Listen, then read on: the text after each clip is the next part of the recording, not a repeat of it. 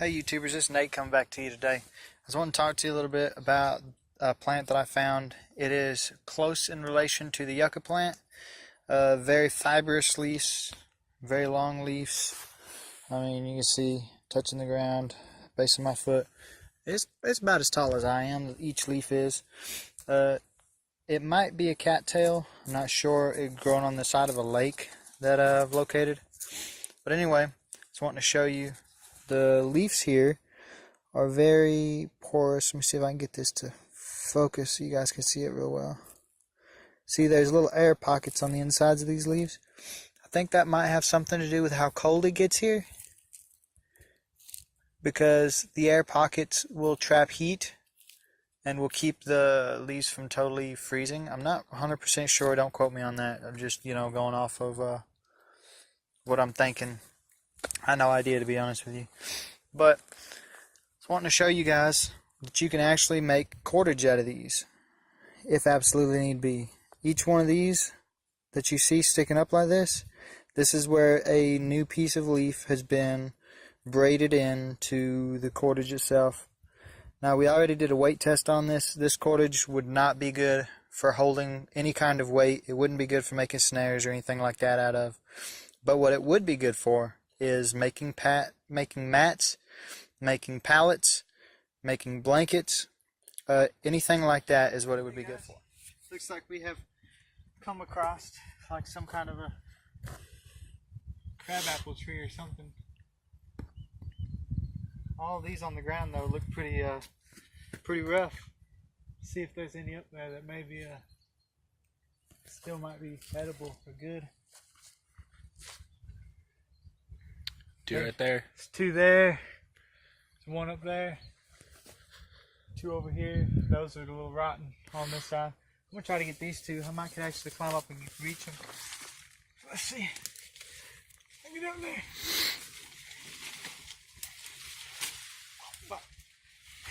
Oh, They're literally by your face.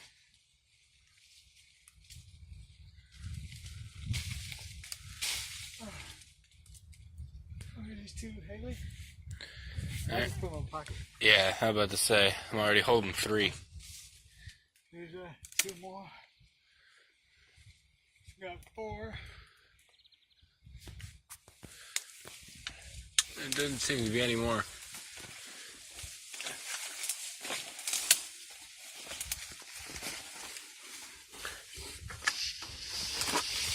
Shit. A couple more.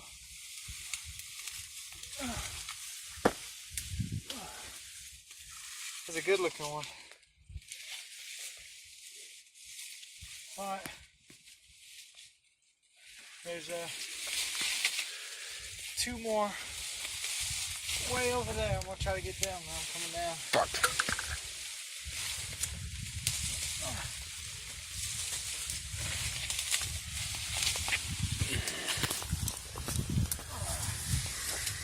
Oh, look, a spider.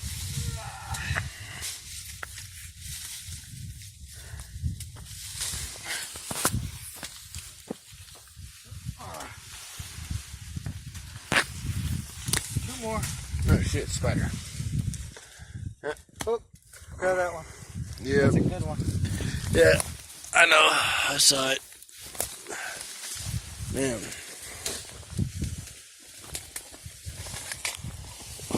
Look at them bad boys. Well, I wouldn't exactly eat that one. I'll try it. Take a knife to it and see what's going on with it. It's any good.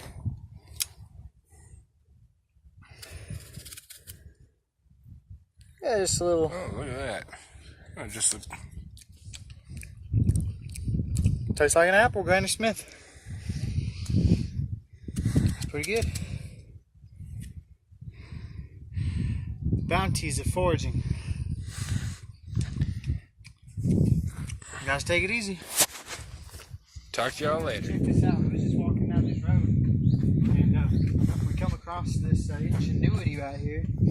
It looks like somebody made like a fish cleaning table or something. Like it's pretty good. I can't really complain.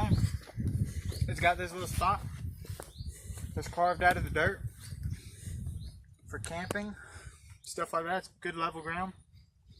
It's got little blocks down there to help with the erosion down here, the water. So it looks like it'd be I just about guarantee this is the fishing spot. And the reason why I would say that is because, thinking about this logically, nobody would go through all the trouble of carving that out in the ground over there, putting that fish cleaning table up over there, if this wasn't a good fishing spot. Because why would they go through all that trouble if they didn't catch anything here?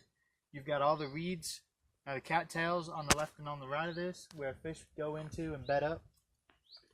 You got literally the cattails. You can see the little brown cattail over there on the right hand side on the edge of the water. Those are actually edible right there. You can take them, cook them in a fire, and eat the tops of them just like that. I don't know if you can get a good view on that, Haley. Yeah, there's a whole bunch of them little cattails down there. A whole bunch of them that are very edible. The roots of these plants are edible. There's one right there in the water just floating. That's probably no good, but that's what they look like right there when they're attached to the plants. So yeah, I mean, this is a really good find right here. You've got your trails that run off, which means that this path is very well traveled. So overall, I would say that this is a win for everybody.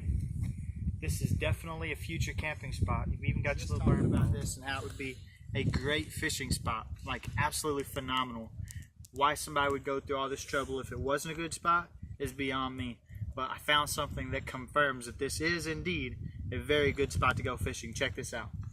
So we come over here, literally just a couple more steps, and that's where somebody's been scaling their fish out that they be catching right here. So that right there, in my opinion, confirms that there are fish that are being pulled in from this area. Definitely. I can't tell you exactly what kind it is. It looks like it might be like a drum or a bass, maybe even a perch. But we found that spot right there. Found a couple different things like that. There's a little mussel down here where it looks like maybe raccoons or something is coming up out of the water. I haven't found any critter tracks coming up out of the water like that. But I mean, a lot of this ground is very foliaged. It's got a bunch of grass, short grass on it and stuff like that. Something else that we just found that confirms the presence of humans up in here. Like, we haven't found enough evidence as it is. But I walk over and I just happen to be looking at this tree right here. This tree looks like some kind of a birch bark tree. I mean, you could just peel this off and you could tell where somebody's been peeling it off already up here. Because, I mean, it's aged down. This is the piece I just pulled off, so you can see the difference between the wear and tear. There's also a piece of birch bark up here that's already folded up like that. Hey, let me see a lighter real quick. So, I want to show you guys how easily this stuff lights. This stuff is like perfect. It is very wet out here. You look at my pants and my boots down here, you can see, like, it's just extremely wet. But this birch bark should just light. Like, look at that. No problem.